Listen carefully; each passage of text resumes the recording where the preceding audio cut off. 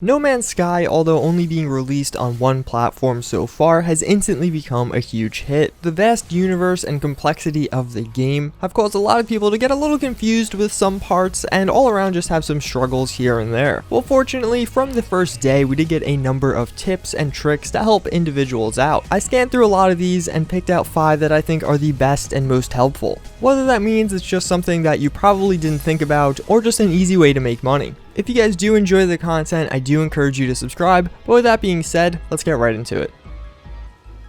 The first tip I have for you guys is in regards to planets. There seems to be a trade-off with them. If it's a gorgeous planet that has a lot of life and just really looks beautiful and prospering, it's not going to be rich in minerals. So as a rule of thumb, when you encounter planets like this, it's recommended to explore a little bit, grabbing some of the different suit upgrades and stuff like that, but then explore it on your ship, not actually spending time walking around. On the flip side of that, if you find a desolate and not as exciting looking planet, it should be much more mineral rich, and it's definitely recommended to give it its due diligence and explore on foot. If you're patient, you can take advantage of price fluctuations in the game. All of the resources in the game have a chance to go to 1.5 or even double their original price. If you have the inventory space and the patience, you can time things correctly to sell certain minerals for much higher than what they typically go for. Although you could really do this with any mineral, the rarer ones for obvious reasons are going to yield better results. A lot of people were abusing this system with gold and selling their stacks for 200 to 300 credits. Many of the users that were playing in the beta or in the closed access are reporting that there's really no point in carrying around shielding shards and plates, they're just not worth it, and that it's a much smarter choice to keep a full stack of zinc on you. It'll only take up one full spot, but allow for a few full recharges of your hazard protection. This is particularly powerful when landing on an extreme hazard planet during a storm, then failing to find any plutonium on the planet. A lot of these same users are reporting this happens a lot more than you'd think, and to just be prepared. The best way to be prepared, carry some zinc.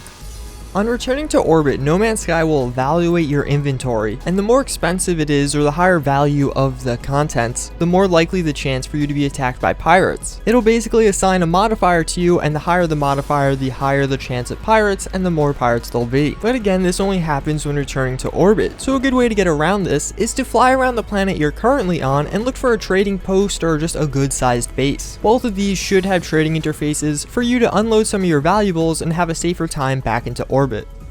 So last but not least, we actually have a money-making method. Emerald is proven to be the most valuable of the minerals, in terms of price and availability. Out of all the moderately common minerals, it seems to be the most valuable, no matter where you are. You can find it either as green crystals or greenish gold round deposits. It's definitely the most lucrative mineral to harvest, so if you find it, definitely take the time to get it. The larger deposits can also be seen from your ship, and typically when you find one, there'll be more around on the ground. So just flying around and keeping an eye out for some of these deposits is a really good way to make a lot of money really fast. Although a lot of people think this is a little bit overpowered, so I recommend doing this now before a patch comes out fixing it. That's pretty much it for this one, guys. I do hope you enjoyed. If you feel like I missed any overarching tips or anything like that, make sure to comment them down below. I'll probably make subsequent videos in this series as some more tips come out and the game is out a little bit longer. As always, if you enjoyed, I encourage you to consider subscribing. But with that, I hope to see you all next time. Later.